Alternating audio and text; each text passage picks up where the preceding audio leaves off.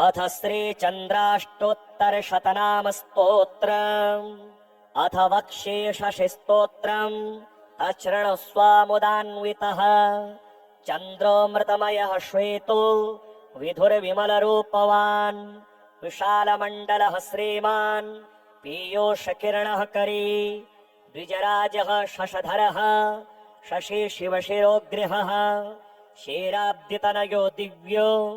महात्मामृतवर्षणः रात्रिनाथो ध्वान्तहर्ता निर्मलो लोकलोचनः चक्षुराह्लादजनक स्ताराक्पतिर्खण्डितः षोडशात्मा कलानाथो मदनः कामवल्लभः हंसः स्वामी क्षेणवृद्धो गौरः सततसुन्दरः मनोहरो देवभोग्यो ब्रह्मकर्म विवर्धनः देवप्रियो वेदकर्म कर्ता हर्ता हरो हरिः ऊर्ध्ववासी निशानाथः शृङ्गारभावकर्षणः मुक्तिद्वारं शिवात्मा च तिथिकर्ता कलानिधिः ओषधीपतिरब्जश्च सोमो जैवात्रिकः शुचिः मृगाङ्कोऽग्लः पुण्यनामा चित्रकर्मासुरार्चितः रोहिणीशो बुधपिता आत्रेयः पुण्यकीर्तकः निरामयो मन्त्ररूपः सत्यो राजा धनप्रदः सौन्दर्यदायको दाता राहुग्रासपराङ्मुखः शरण्यः पार्वती भाल भूषणं भगवानपि पुण्यारण्यप्रियः पूर्णः पूर्णमण्डलमण्डितः हास्यरूपो हास्यकर्ता शुद्धः शुद्धस्वरूपकः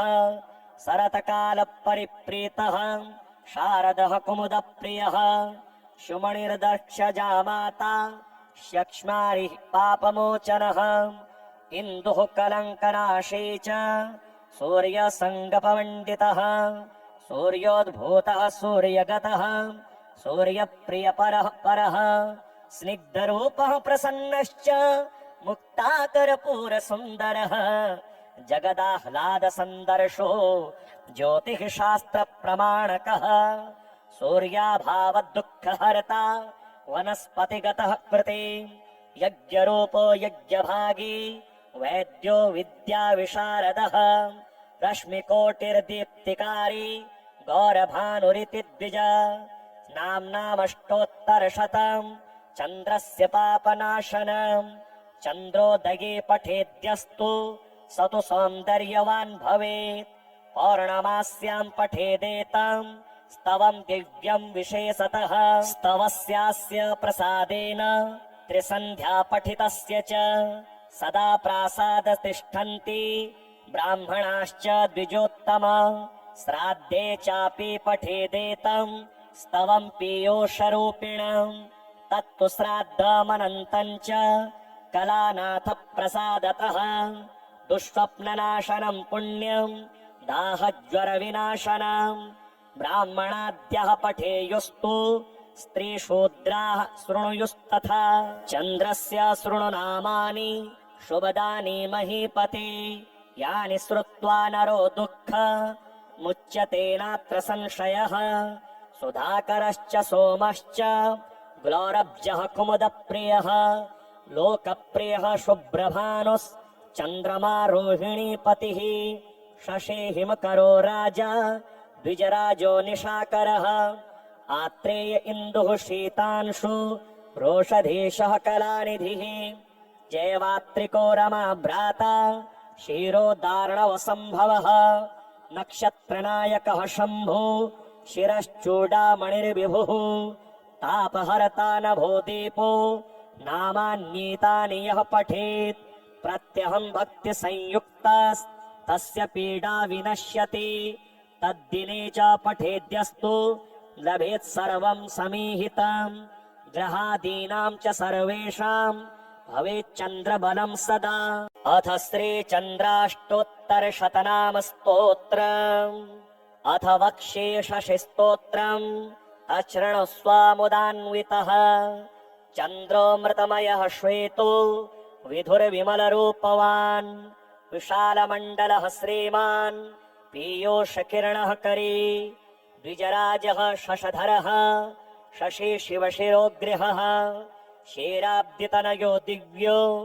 महात्मामृतवर्षणः रात्रिनाथो ध्वान्तहर्ता निर्मलो लोकलोचनः चक्षुराह्लादजनक स्ताराक्पतिर्खण्डितः षोडशात्मा कलानाथो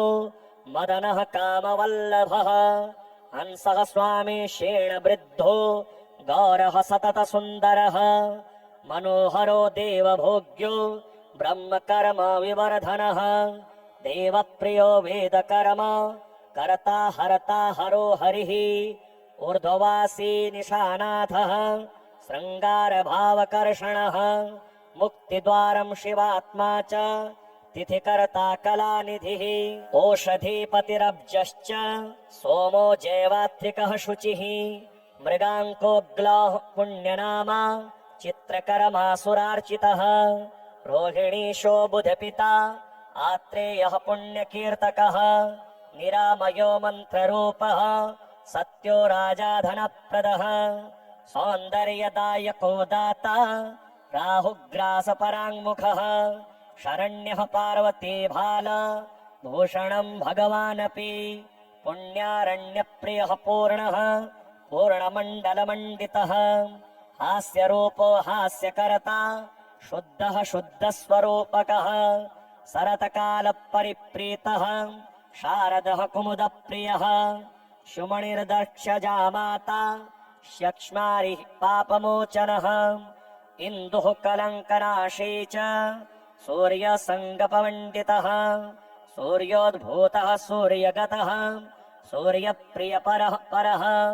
स्निग्धरूपः प्रसन्नश्च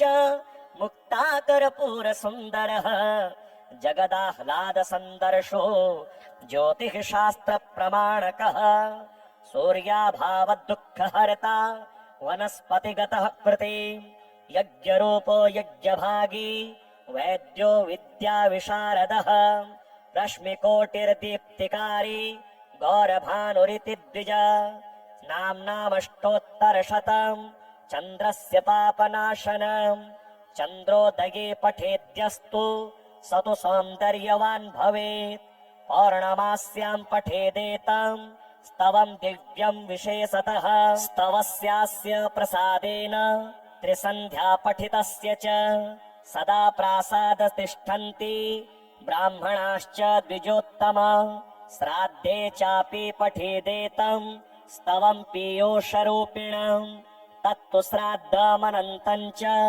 कलानाथ प्रसादतः दुःस्वप्ननाशनं पुण्यं दाहज्वरविनाशनं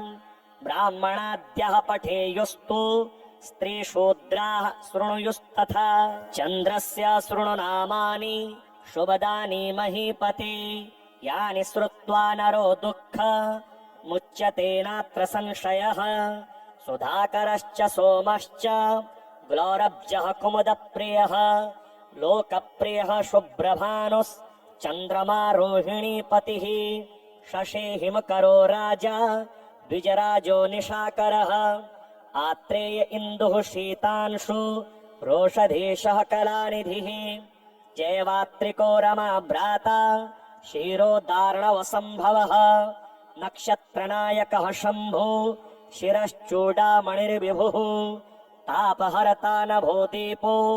नामान्येतानि यः पठेत् प्रत्यहं भक्तिसंयुक्तास्तस्य पीडा विनश्यति तद्दिने च पठेद्यस्तु लभेत् सर्वं समीहितम् ग्रहादीनां च सर्वेषां भवेच्चन्द्रबलं सदा अथ श्रीचन्द्राष्टोत्तरशतनाम स्तोत्रम् अथ वक्ष्ये शशिस्तोत्रम् अशृणुस्वामुदान्वितः चन्द्रोऽमृतमयः श्वेतो विधुर्विमलरूपवान् विशालमण्डलः श्रीमान् पीयूषकिरणः करी द्विजराजः शशधरः शशि शिवशिरोग्रहः क्षीराब्धितनयो दिव्यो महात्मामृतवर्षणः रात्रिनाथो ध्वान्तहर्ता निर्मलो लोकलोचनः चक्षुराह्लादजनक स्ताराक्पतिर्खण्डितः षोडशात्मा कलानाथो मदनः कामवल्लभः हंसः स्वामी शेण वृद्धो गौरः सतत सुन्दरः मनोहरो देवभोग्यो ब्रह्मकर्म विवर्धनः देवप्रियो वेदकर्म कर्ता हर्ता हरो हरिः ऊर्ध्ववासी निशानाथः शृङ्गारभावकर्षणः मुक्तिद्वारं शिवात्मा च तिथिकर्ता कलानिधिः ओषधीपतिरब्जश्च सोमो जैवात्रिकः शुचिः मृगाङ्कोऽग्लाः पुण्यनामा चित्रकर्मासुरार्चितः रोहिणीशो बुधपिता आत्रेयः पुण्यकीर्तकः निरामयो मन्त्ररूपः सत्यो राजाधनप्रदः सौन्दर्यदायको दाता राहुग्रासपराङ्मुखः शरण्यः पार्वती भाल भूषणं भगवानपि पुण्यारण्यप्रियः पूर्णः पूर्णमण्डलमण्डितः हास्यरूपो हास्यकर्ता शुद्धः शुद्धस्वरूपकः सरतकालपरिप्रीतः शारदः कुमुदप्रियः शुमणिर्दक्षजामाता शक्ष्मारिः पापमोचनः इन्दुः कलङ्कनाशी च सूर्यसङ्गपमण्डितः सूर्योद्भूतः सूर्यगतः सूर्यप्रियपरः परः स्निग्धरूपः प्रसन्नश्च मुक्ताकरपूरसुन्दरः जगदाह्लादसन्दर्शो ज्योतिः शास्त्रप्रमाणकः सूर्याभावदुःखहर्ता वनस्पतिगतः कृते यज्ञरूपो यज्ञभागी वैद्यो विद्याविशारदः रश्मिकोटिर्दीप्तिकारी गौरभानुरिति द्विज नाम्नामष्टोत्तरशतम् चन्द्रस्य पापनाशनम् चन्द्रोदये पठेद्यस्तु स तु सौन्दर्यवान् भवेत् पौर्णमास्यां पठेदेतम् स्तवं दिव्यं विशेषतः स्तवस्यास्य प्रसादेन त्रिसन्ध्या पठितस्य च सदा प्रासाद तिष्ठन्ति ब्राह्मणाश्च द्विजोत्तमा श्राद्धे चापि पठेदेतम् स्तवं पीयूषरूपिणम् तत्तु श्राद्धमनन्तं च कलानाथ प्रसादतः दुःस्वप्ननाशनं पुण्यं दाहज्वरविनाशनम् ब्राह्मणाद्यः पठेयुस्तु स्त्रीशूद्राः शृणुयुस्तथा चन्द्रस्य शृणुनामानि शुभदानि महीपते यानि श्रुत्वा नरो दुःख मुच्यते नात्र संशयः सुधाकरश्च सोमश्च ग्लौरब्जः कुमुदप्रियः लोकप्रियः शुभ्रभानुश्चन्द्रमा रोहिणीपतिः शशे हिमकरो राजा द्विजराजो निशाकरः आत्रेय इन्दुः शीतांशु रोषधीशः कलानिधिः जैवात्रिको रमा भ्राता क्षीरोदार्णवसम्भवः नक्षत्रनायकः शम्भु शिरश्चूडामणिर्विभुः तापहर्ता नभो दीपो नामान्येतानि यः पठेत् प्रत्यहं भक्तिसंयुक्तास्तस्य पीडा विनश्यति तद्दिने च पठेद्यस्तु लभेत् सर्वं समीहितम् ग्रहादीनां च सर्वेषां भवेच्चन्द्रबलं सदा अथ श्रीचन्द्राष्टोत्तरशतनाम स्तोत्रम् अथ वक्ष्ये शशिस्तोत्रम् अशृणुस्वामुदान्वितः चन्द्रोऽमृतमयः श्वेतो विधुर्विमलरूपवान् विशालमण्डलः श्रीमान् पीयूषकिरणः करी द्विजराजः शशधरः शशि शिवशिरोगृहः क्षीराब्धितनयो दिव्यो महात्मामृतवर्षणः रात्रिनाथो ध्वान्तहर्ता निर्मलो लोकलोचनः चक्षुराह्लादजनक स्ताराक्पतिर्खण्डितः षोडशात्मा कलानाथो मदनः कामवल्लभः हंसः स्वामी शेण वृद्धो गौरः सतत सुन्दरः मनोहरो देवभोग्यो ब्रह्मकर्म विवर्धनः देवप्रियो वेदकर्म कर्ता हर्ता हरो हरिः ऊर्ध्ववासी निशानाथः शृङ्गारभावकर्षणः मुक्तिद्वारं शिवात्मा च तिथिकर्ता कलानिधिः ओषधीपतिरब्जश्च सोमो जैवात्रिकः शुचिः मृगाङ्कोऽग्लाः पुण्यनामा चित्रकर्मासुरार्चितः रोहिणीशो बुधपिता आत्रेयः पुण्यकीर्तकः निरामयो मन्त्ररूपः सत्यो राजाधनप्रदः सौन्दर्यदायको दाता राहुग्रासपराङ्मुखः शरण्यः पार्वती भाल भूषणं भगवानपि पुण्यारण्यप्रियः पूर्णः पूर्णमण्डलमण्डितः हास्यरूपो हास्यकर्ता शुद्धः शुद्धस्वरूपकः सरतकालपरिप्रीतः शारदः कुमुदप्रियः शुमणिर्दक्षजामाता शक्ष्मारिः पापमोचनः इन्दुः कलङ्कनाशी च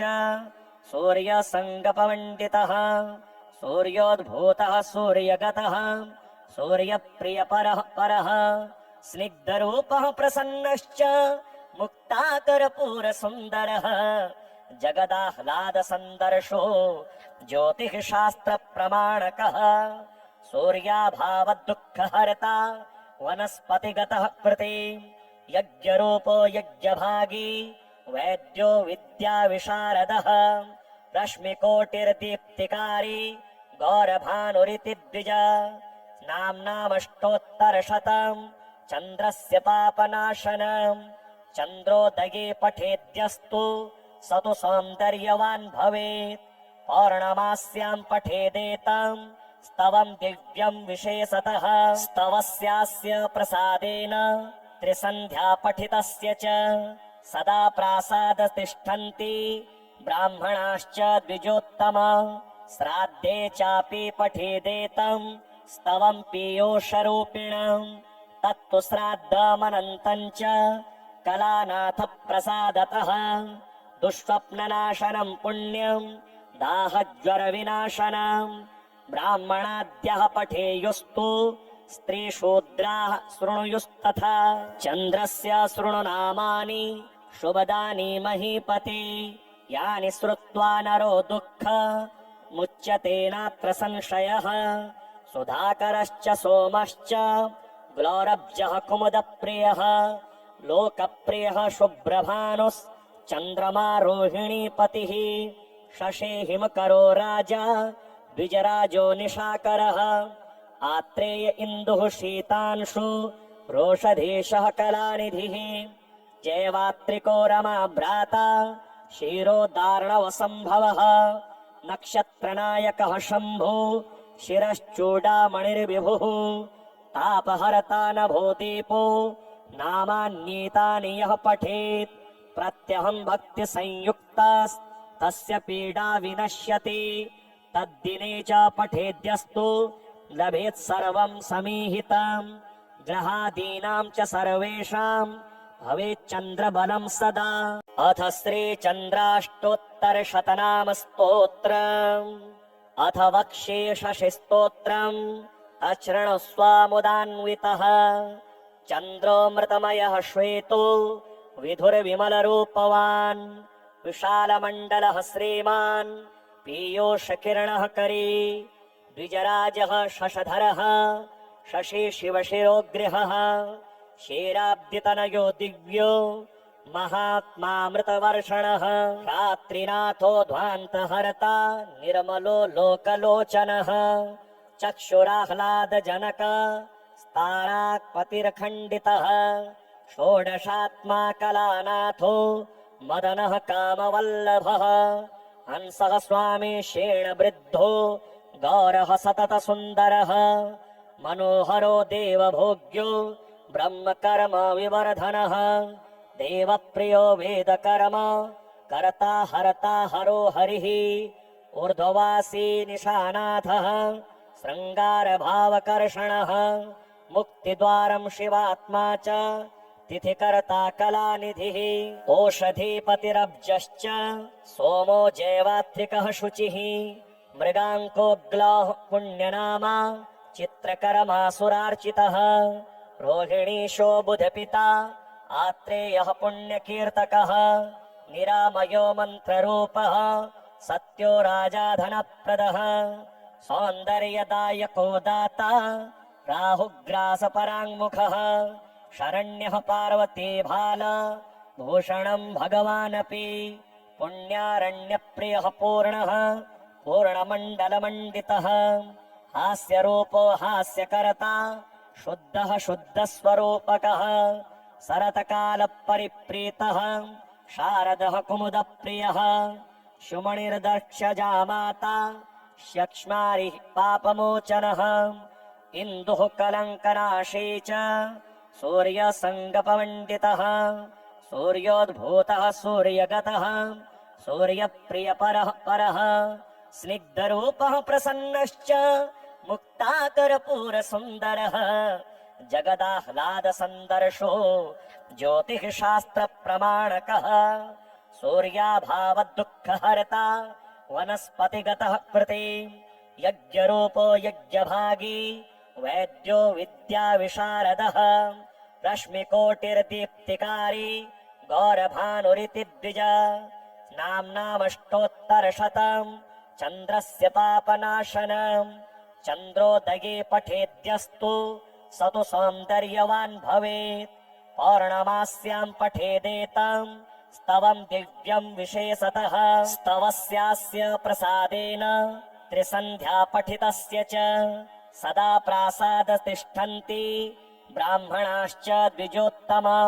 श्राद्धे चापि पठेदेतम् स्तवम् पीयूषरूपिणम् तत्तु श्राद्धमनन्तम् च कलानाथ प्रसादतः दुःस्वप्ननाशनम् पुण्यम् दाहज्वरविनाशनम् ब्राह्मणाद्यः पठेयुस्तु स्त्रीशूद्राः शृणुयुस्तथा चन्द्रस्य शृणुनामानि शुभदानि महीपते यानि श्रुत्वा नरो दुःख मुच्यते नात्र संशयः सुधाकरश्च सोमश्च ग्लौरब्जः कुमुदप्रियः लोकप्रियः शुभ्रभानुश्चन्द्रमा रोहिणीपतिः शशेहिमकरो राजा द्विजराजो निशाकरः आत्रेय इन्दुः शीतांशु रोषधेशः कलानिधिः जयवात्रिको रमा भ्राता